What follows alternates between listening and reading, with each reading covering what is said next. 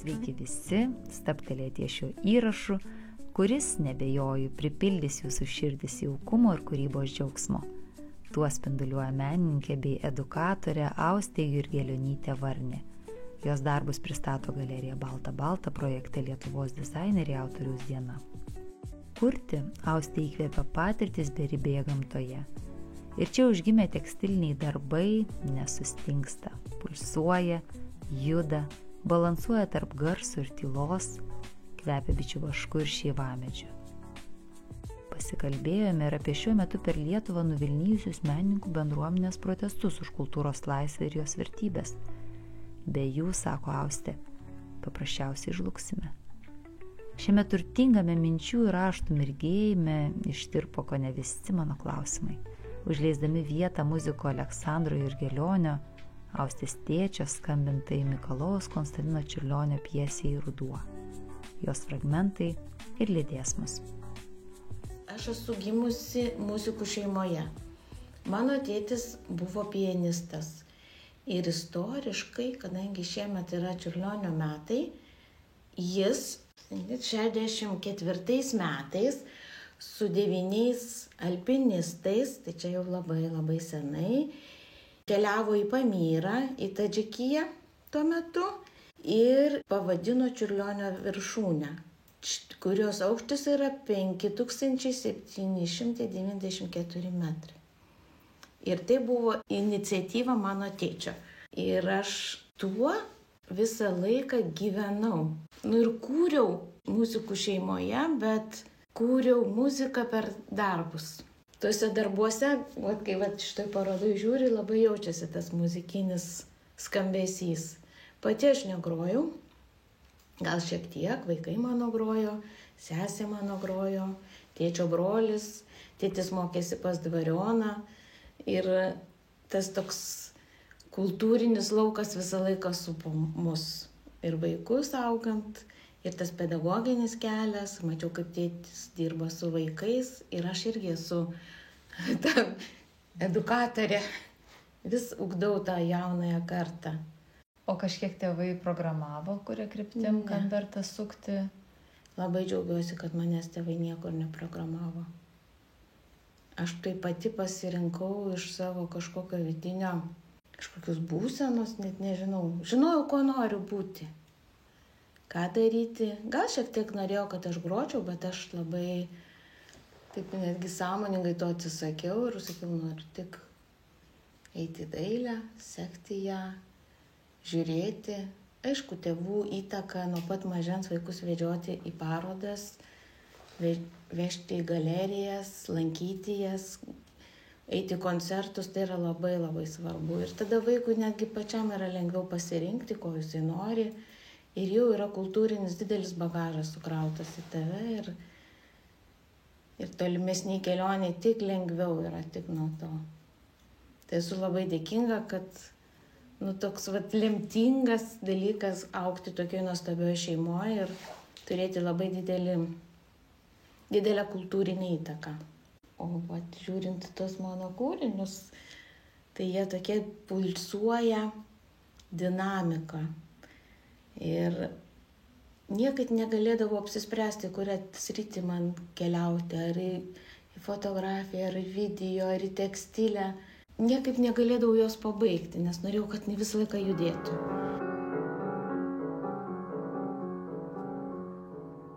Tai aš, kai buvau 13 metų, Lietuva tapo laisva ir aš labai jaučiau tiek iš mokytojų, tiek iš savo šeimos, kad esi laisvas kūrėjas ir darai, ką nori. Ir kai tapo tas tarpdiscipliniškumas toks atviras, tai manau, kad jis mane labai įtakojo.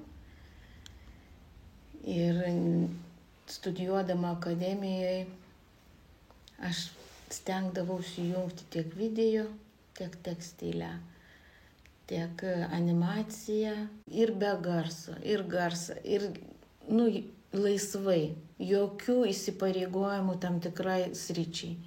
Studijose aš turėjau galimybę studijuoti Prancūzijoje ir aš pamačiau, kaip ten yra nuostabu, kad visos medijos yra susijungę. Nėra, kad ten studijuoji tapybą ar grafiką, ar video meną, ar garsą. Tu eini pas mokytoją, kuris su tavim kalba ir tu per tai atrandi savo kelius, savo ieškojimus, kur tu nori, ką tu nori darai, kas tave įdomu, kas tau jaudina. Ir nebūtinai reikia sakyti, kad aš atvažiavau iš Lietuvos, aš dabar mokausi bakalauro tekstilėje ir aš labai, bet norėčiau tekstilę, bet man labai ir visi kiti dalykai ir menai domina. Tai jie tai pažiūrėdavo, kažkaip sakydavo, o kodėl tu negali jungti kitų dalykų. Ir man nuo to gal labai stipriai persiverti kažkas smegenyse, kažkokie stalčiukai atsidarė.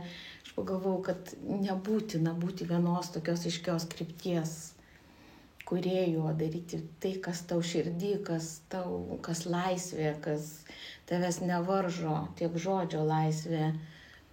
Ir baigėsi tie sovietmečio laikai, kur ten, jeigu tu gimėjai būti tapytoju, tai iki gyvenimo pabaigos, iki grabo lentos tu ir turi daryti tapybą. Ne. Ir aišku, didelį įtaką turėjo Linas Katinas su savo nuostabia akvarele ir liejimu, ir meditacija, ir pasaulėžiūra, pokalbiais. Jisai tikrai padarė labai didelę tokį lūžį netgi, kad irgi paskatino būti laisvam. Tai 10 metų toks periodas, kai Akademijoje tekstilės katedroje dirbo Linas Katinas ir jo buvimas tenai su studentais vadinosi katinizmu. Ir manęs vaikai klausia, tai jūs ten katinus auginot? Sakau, iš dalies taip, nes yra ir smagu ir pajuokauti, ne visą laiką viską sakyti.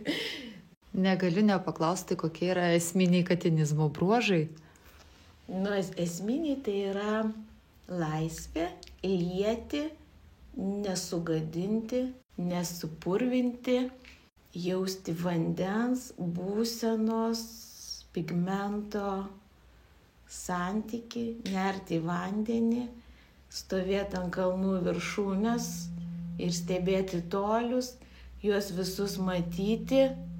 Tokia kūrybinė laisvė.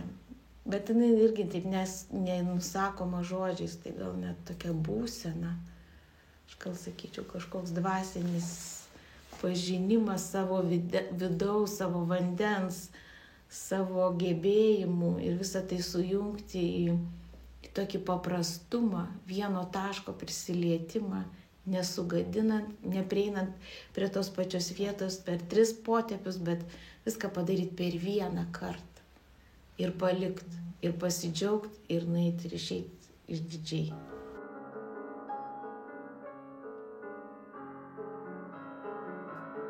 Kiekvienas kūrinys turi savo istoriją. Jeigu taip labai kertinis taškas pačiam kūrybiniam procese, tai yra tai, kai gimė vaikas, Jurgis, nuostabus sūnus, ir norėjau jam kurti kūrinius per vaiką. Ir vyko industrinio veltinio simpoziumas ir aš matau, kad aš ir vieną kūrinį darau, ir kitą darau, ir vieną padarau, ir negaliu sustoti. Ir galvoju, tai kurį man iš jų daryti? Ir taip žiūriu, guli kamera, kurį aš turiu filmuoti vaiką, aš pradedu filmuoti vaiką, jo pirmus ten garsus ir aš pereinu prie savo kūrybos. Ir aš žiūriu, kad vilna pajudinasi vieną pusę į kitą ir aš galvoju, reikia viską sujudinti. Ir atsiras tokia tekstilinė animacija, toks naujas terminas. Jis tuo metu buvo labai naujas, kaip galima tekstilinę animaciją kurti. Aš galvoju, galima, net reikia. ir jie tokie ir vaikiški tie filmai prasidėjo, bet aš juos savo ir vaikam, ir mokiniam, ir visiems rodžiu, galvoju, ir žiūriu, kiek jiems yra žavesio iš tokių paprastų vilnos pūkų sukurti judantį veiksmą. Tokių daug istorijų sukūriau. Tai čia buvo toks labai stiprus mano toks kertinis lūžis, kai aš sugalvojau, kad visi mano kūriniai turi judėti. Jie turi kažkokią turėti dinamiką. Ir tada kitam simpoziumui aš jau sugalvojau, kad reikia megzti supynės, kurios juda ir vėl visus išjudina. Po to pastebėjau, kas atsisėdo, jas jam gimė vaikai. Galvoju, kažkokie stebuklai, tie mano kūriniai. Ir vėl vaikai.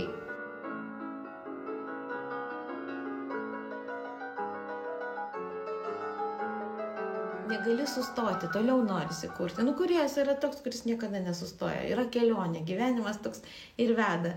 Tai vėl likimas kažkaip nubloškė, kad aš įstojau meno doktorantūrą, bet tuo metu vadinosi meno aspirantūra. Ir tam kūriniui, niekad galvoju, nu ką aš darysiu, žinau tikrai, kad kažką iš animacijos. Su Veltiniu, mano tėvai turi nuostabią sodybą, kur tėtis visada ryte grodavo kūrinius, vakare grodavo kūrinius, tokia oazė menininko. Tėtis repetuoja. Ir aš išeidavau į mišką rinkti žemuogių. Nu, man buvo žemuogių rinkimas kažkoks stebuklas. Tai birželio mėnuo. Ir galvoju, ir vaikams savo pririnksiu žemuogių. Ir aš išeinu į lauką, ten pilna žemuogių. Taip gražu, toks oras, toks barchatinis oras, toks prieš lietų. Ir prasideda birželio, tokia pabaigos lietus, vasarinis, be perstojo. Jis taip lyja, lyg aš matau, kad man atrodo, kad siūlai bėga iš viršaus į apačią. Ir aš žiūriu tolumoje, tokių kaip aš, dar 5 moterys renka tas žemuoges. Ir jų siluetai yra išnykę. Ir galvoju, čia yra kinas. Aš turiu tai užfiksuoti, man lyg sustingo, taip toks šiurpai perėjo per kūną, galvoju, viskas, aš turiu šitą viską parodyti. Ir aš renku tą žemuoges į burną vieną, tai šlapia, viskas permirkė. Ir aš žiūriu, tos moteris toliau renka. Spalvų nėra, yra tokia barchatinė, kažkokia violetiniai pilkai, mėlyna, žalia, kaip juodai baltam kine. Ir taip sustojau, galvoju, viskas čia yra mano diplominis. Ir noriu, kad taip kadras iš kadro eitų vienas per kitą. Ilgai dariau, gal 1,5 metų, kiekvieną kadriuką fotografuodama, pasidariau daug stiklų. Ir ten yra irgi dar viena technologija, tada siūlais viską apvyniojau, skirtingais siūlais, daug peršviečiamumo. Vat vėl tas peršviečiamumas kaip akvareliai, vėl katinizmo pamokos, vėl sluoksniavimas. Ir nieko negaliu pakartoti ir taisyti, užmurzinti. Viską darau šviežiai, per pirmą jausmą, per pirmą prisilietimą. Ir tada jau auginau savo antrą vaiką, vežimėlį stumiu ir kuriu. Galvoju, toks dienos laikas, kada miega, tai galiu nuo 2 iki 4 kažką padaryti.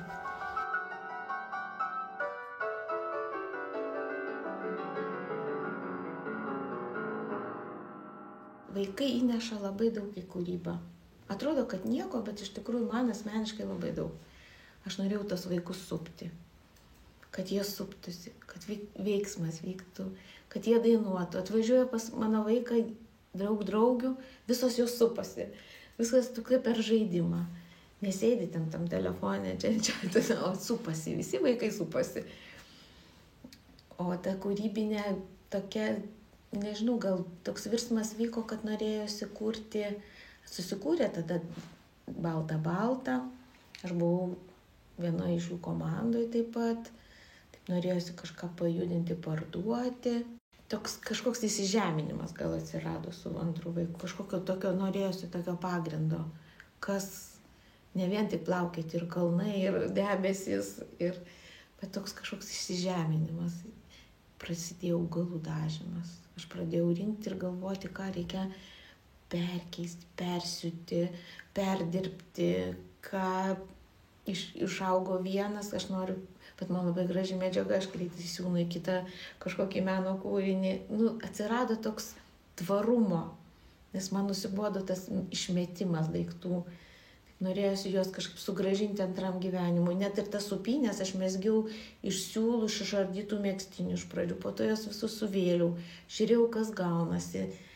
Tada kažkas atiduodavo daugiau siūlų, aš vėl visus įdėdavau. Tada linus įdėjau. Visas tas emocijas vis per tokį, nes kai tu mezgi, tai toks kaip ir raminimas, jis toks yra. Ir kaip terapija, irgi taip mezgi, lyg sukrauni savo visą energiją. Ir po to tie vaikai ištaško, išsisupa, suplyšta, bet taip smagu. Dabar nežinau, gal kai kurias suplyšusias reikės gal sukompostuoti. Kompostas irgi man čia toks, irgi dar vienas rytis, kuri labai domina.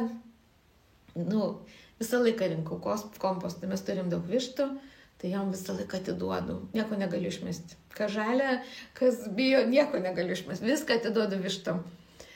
Bet pagalvojau, kad taip atsitiko, kad aš pradėjau rinkti močiučių, tetų draugių, jos išeina, į dausas išeina ir jų lieka labai daug daiktų. Ir daug gražių pakločių, jos kažkokios supiltos vynais, matosi su praeitim, su kažkokia istorija.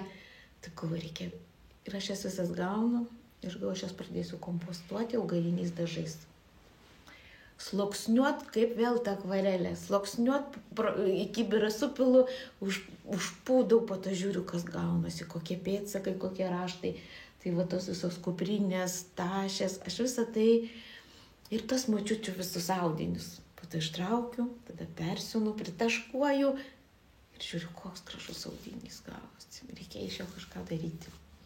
Ir tada gaunasi, perkuriu ir gaunasi kažkoks dizaino objektėlis.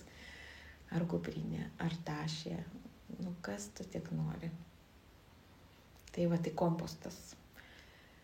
Ir netgi taip yra, kad aš dažau net indigu ar net rykštenę, man visos nuosėdos, aš jų dar negaliu išmesti.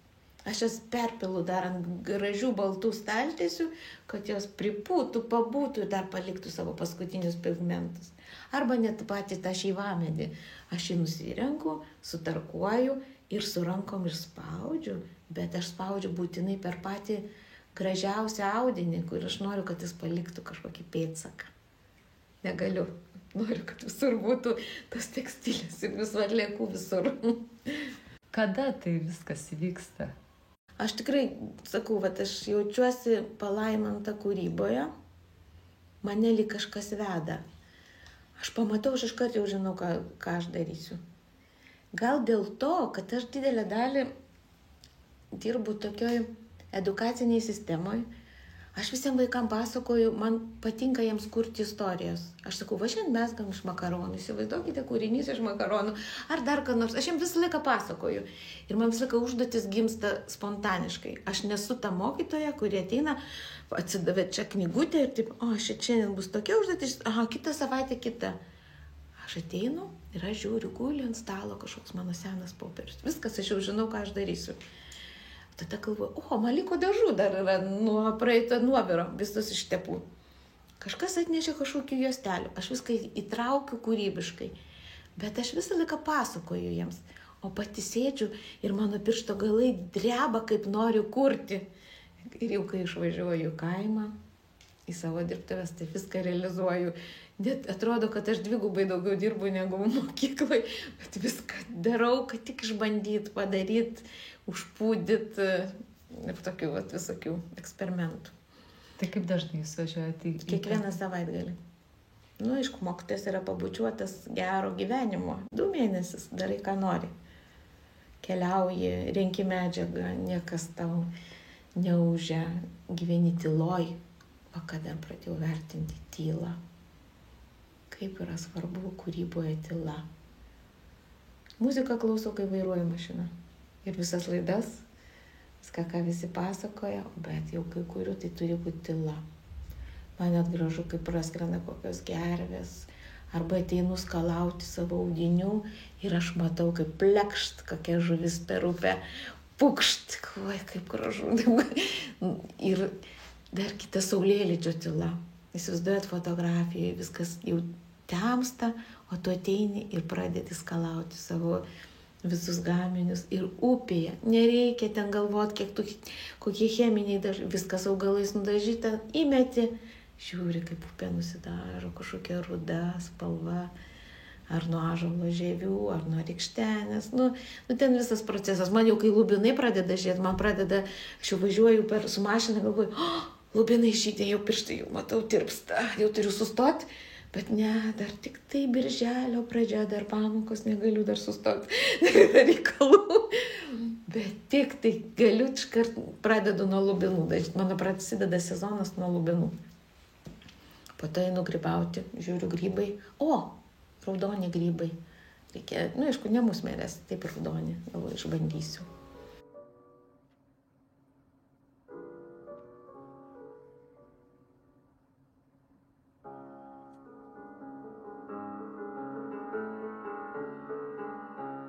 Irgi visi sako, kaip tu čia taip išvažiavai į tą Islandiją? Nežinau, išvažiavau. Kažkaip parašiau, buvo konkursas ir aš esu tenai. Ir tenai tie grybai, tos pažintys, dažymas. Ir aišku, aš to Islandijoje važiavau visiškai su kitom mintim, galvojau, darysiu supynės, megsiu, nusiraminsiu. O man ten taip gavosi, kad aš pradėjau austi.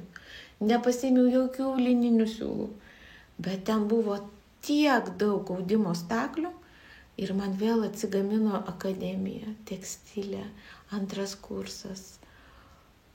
Galvoju, viskas, aš ausiu. Užsimečiau par Islandijos meistrę, žiūri mane, aš sakau, aš turiu atsigaminti, viskas turi grįžti atgal, turiu pradėti. Ir aš užsimečiau, aš nuaudžiau gal kokius 4 darbus, ten būdama per 2 mėnesius, bet tiesiog su didžiausiu malonumu, su klaidom, su karpimais, su siūlų nudažymais. Ir ten irgi neturėjau siūlų, bet pamačiau, kad žiauriai didelis krepšys išmetimui. Tai aš juos visus ištraukiau, persidažiau ir visus juos suaudžiau. Galvoju, niekas neturi išeiti lauk, turi viskas gimti vėl naujam gyvenimui. Susirišau ir pagalvojau, mazgas yra dar vienas nuostabus dalykas. Jisai toliau tęsiasi, tu pririši ir eina toliau gyvenimas.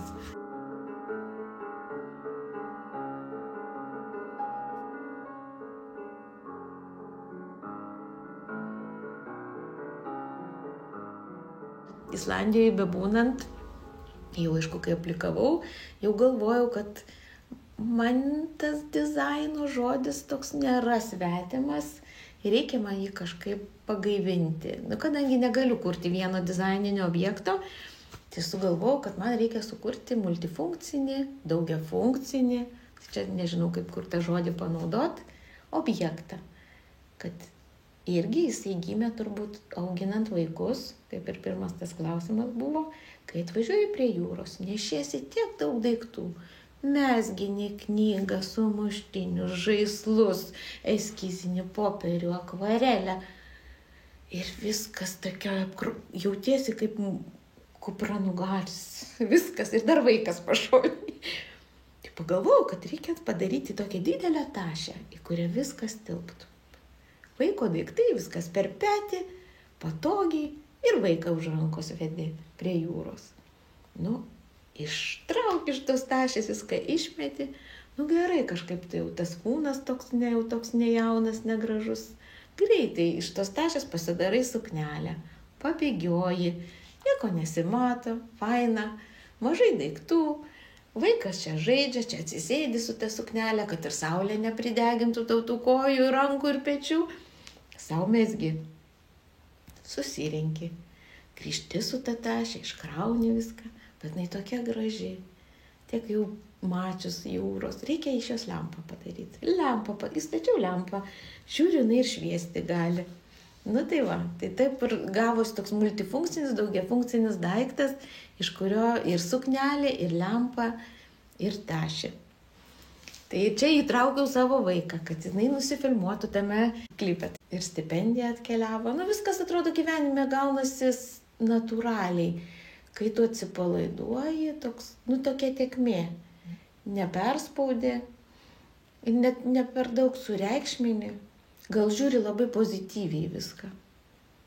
Nedarai jokios problemos. Aplamai jas išmeti ir eini, reikia džiaugtis tuo, kad visiems tas gyvenimas yra, taip pagalvojus, ir trumpas, ir nuostabus. Visiems mes visi einam į tą mirtį. Tai kiek gali, tiek ir pasimk iš jos.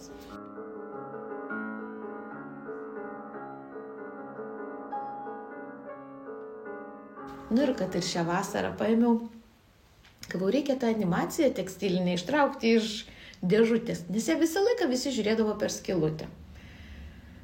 Galvoju, bet aš jos niekada nerodžiau kino teatre. Niekada. Neištraukiau ir neparodžiau. Galvoju, pabandysiu. man visą laiką tie prancūzai taip žavi, ta Prancūzija, vėl Alpės, kalnai. Žiūriu, vyksta 1 minutės kino festivalis. Aš ištraukiau savo tą filmuką į dienos šviesą, truputį pamontavau, pagreitinau. Dabar jis jau toks updatintas šiai dienai, nes ten jau buvo 2011 metais pradėtas kurti.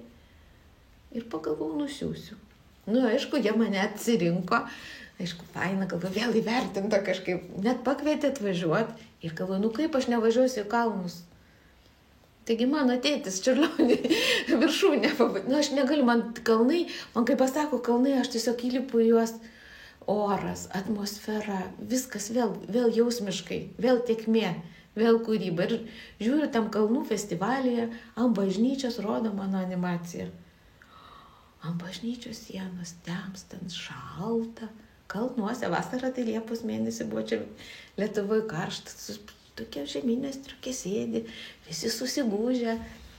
Tai buvo smagu matyti savo animaciją iš tekstilinio objekto perkeltą į kitą erdvę. Ir tas kūrybinis džiaugsmas, kad niekada jinai nesustoja. Tu iš vienaip sukuri, bet tu gali perdirbti ir toliau jį kitaip parodyti.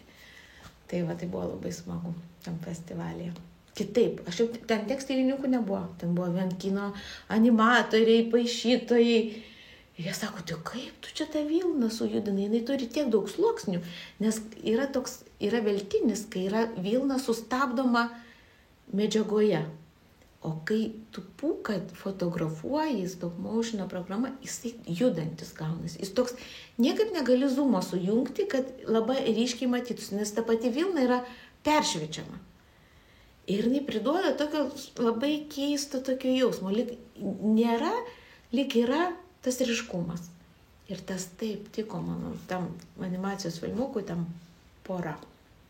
Irgi apie gyvenimą. Ir vėl grybai.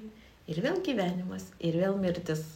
Tai yra Šamselė miestelis, Šamselė kino festivalis, 1 minutės. Tiesiog tirpau. Žygiai, kelionės, lipimas, alpinistai.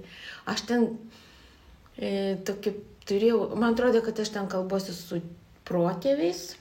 Atrodo, kad tėtis šalia, toks labai jausmas. Ir mano dukrai taip pat, sako, aš jaučiu, kad senelis šalia yra.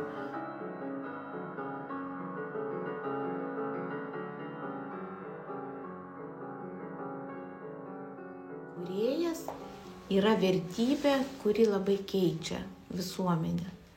Jisai gali edukuoti, gali pakeisti, gali kūrėjas užkrėsti visus, dažyti augaliniais dažais, rinkti augalus ir po to galvoti, kas čia atsitiko, nes nuvažiuoju pas savo kokį studentą ar mokinį ir viskas išdažyta rykštenė. Ir kokia, ir aš sakau, jūs sergate šitą ligą. Tai kūrėjas turi labai daug galių edukuoti ir šviesti visuomenę, ypač vaikus, jaunimą, pasakoti. Čia yra tokia, dovana irgi toks. Ir aš taip, yra tos konkurencijos, bet jeigu tu ją pažiūri sveikai ir neįsileidi, tai gali, nesureikšminti gal tiek daug. Man tas perdirbimo klausimas, man taip atrodo, aš turėčiau visiems pasakoti, kaip reikia kažką perdaryti, perkurti, prikarpyti, panaudoti, nepirkti tiek daug. Rinkti tą aromatą, priduoti, nusipirkti visiems ledų, būti laimingiam, įvesti tos visus vaikus. Kad stebėtų, ką jie daro, neštų atsakomybę už ką jie ima, kaip jie vartoja, netgi kaip jie teptuką išsiplauna, kad jis gali būti amžinas, kad ir akvarelė gali būti amžina, jeigu tu ją saugosi. Viską taip edukuojant, gal kažkaip ir tas aplink tave, tas pasaulis ir keičiasi. Kaip iš Čiurlionio menų mokykloje atsidūrėt? Nežinau, atsitiktinai arba per stebuklą. Nežinau. Aš ir akademijoje kažkaip atsidūriau. Aš nežinau, mane kažkas veda. Nežinau. Gal dėl to, kad aš labai noriu edukuoti vaikus, gal man net patinka. Aš tiesiog man pamokoje nėra kančia. Man teks sukurti tą terpę, kad galima juos mokyti, rasti kažkokių įdomių sprendimų. Man patinka vaikus mokyti kurti, būti kūrėjais, ne atlikėjais, ne kopijuotojais, ne kažkokių tokių neperpaišytais, bet kad jie patys kurtų. Iš visokiausių jau temų yra milijonai. Tik, aišku, aš iš pradžių su jais susipažįstu, aš negaliu duoti iš karto mėtyti kaip kamuoliuką, kaip pingpongo metu, jie man atsako, ne, aš tiesiog susipažįstu, man labai patinka su jais susidraugauti, rasti kažkokį bendrą vardiklį, prisitaikyti prie jų norų, nepulti įrodinėti, kad čia mano tiesa yra mano švenčiausias ginklas, ne. Rasti tą tokį bendratį, bendrystę, kaip ir baltam kandim, surasti bendratį, kad galima būtų toliau vystyti kažkokius įdomesnius dalykus. Ir kartu aš per savo studentus, aš pati augu. Man yra iššūkiai, kurie, galvoju, kaip nuostabu, kokie gražūs atradimai. Ir aš per tai irgi su jais tiesiog jaučiu, kad ne tai, kad aš esu aukščiausia ant piramidės, visi manęs klausykite. Ne. Aš juos įtraukiu į tą savo žaidimą ir kartu su jais žaidžiu tą kūrybą. Gal net ir žaidžiu. Ir tuo pačiu mes mokomės. Ir kokių būna nuostabių rezultatų, kurie mane ten, aš galvoju, kaip tai gali būti. Aišku, nenoriu čia kiekvieną vardą aiškinti, išgarsinti ir pasakoti, bet yra tiesiog stebuklėlių. Ir mokėti mylėti tą žmogų, su kuriuo tu dirbi. Irgi mokėti jį pamilti. Jo ten tą vidų, sielą, ar gal išlaisvinti, o gal pravirkdyti, o gal prisijuokti, leisti savo, būti asmenybę, kad tu galėtum, niekas tavęs nespaustų.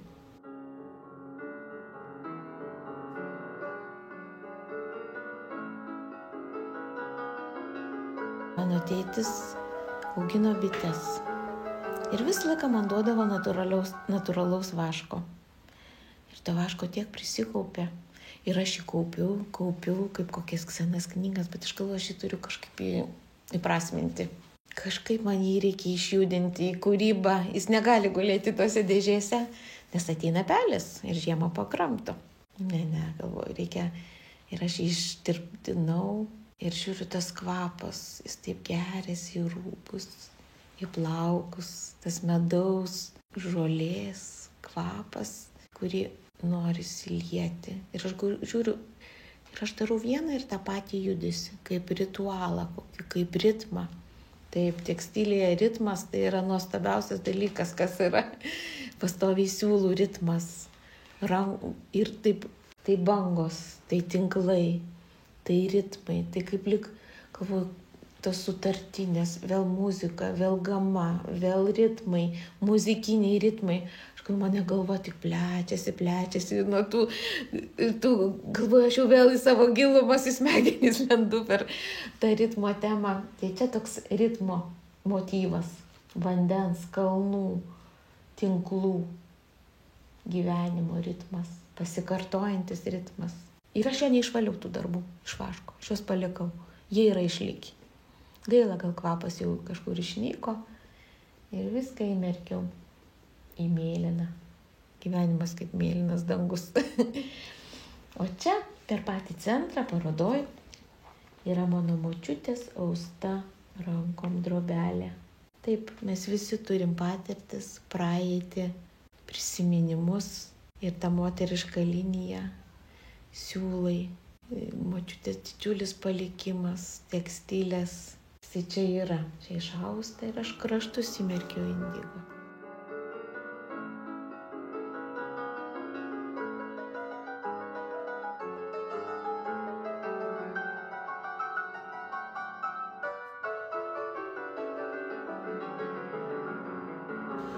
Tas pardavimo klausimas menininkui laisvam yra taip sudėtinga, taip sunku save sužaboti, kad reikia kurti ir parduoti. Tikrai žinau, kad tai man nebus to. Aš noriu kurti, kiek sukuriu, Bet man buvo įdomiausia tos daiktus pasiūti, bet po to marginti ir kompostuoti visais dažais, vašku, taškuoti. Visas žolės, kurias šią vasarą sutikau, suradau, įsimylėjau, jos visos čia nugulė. Ir taškai yra iš bičių vaško. O tai mėlynumas, tai iš indigo? Iš indigo ir iš šeivamedžio. Tai galvoju, šeivamedis, kai išeis į šviesą, gal nuruduos. Ir nieko neliks.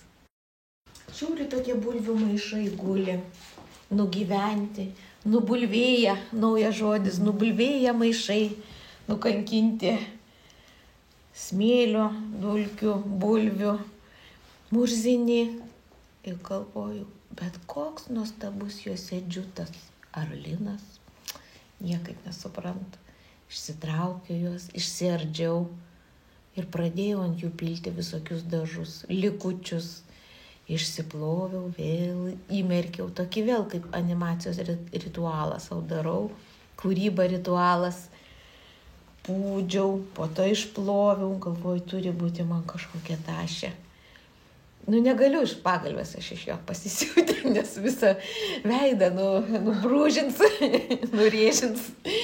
Tai galvoju, reikia padaryti maišą. Tada yra toks gyvenime dalykas kaip laukimas įvykių. Kažkur turi laukti. Tai mama ligoniniai, lauki, nervuojas, stumdai savo laiką į telefoną.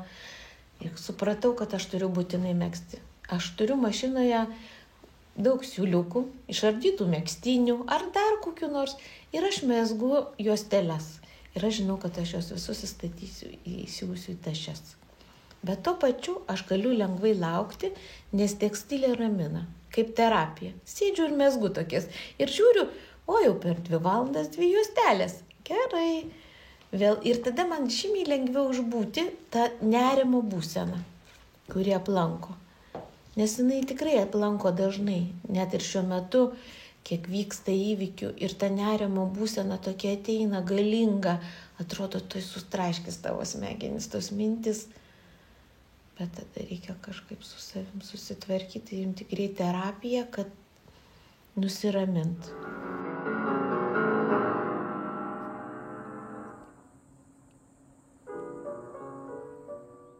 Labai dėkinga už tai, kad jaunimas kovoja už teisę būti laisviem.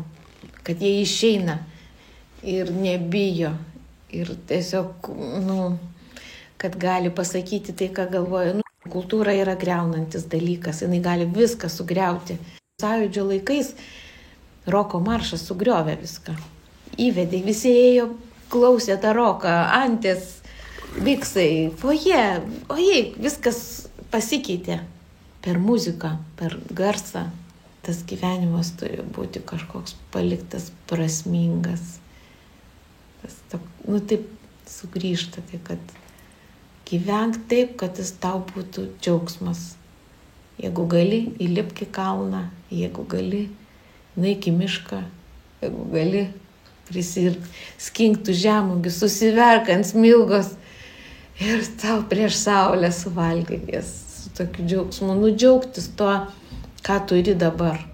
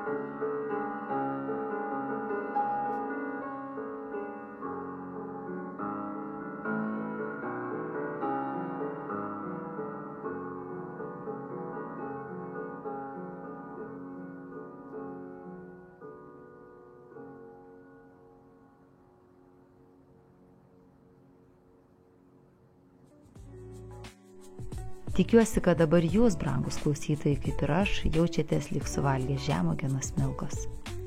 Ir už tai dėkoju šios autorės dienos pašnekoviai, menininkiai, edukatoriai, Austei Jurgelionytei Varniai. Kviečiu atrasti ir ankstesnius tinklalaidės įrašus bei nepraleisti būsimų. Projektą finansuoja Lietuvos kultūros taryba. Čia buvo žurnalistė Milda Paukštė. Iki malonaus.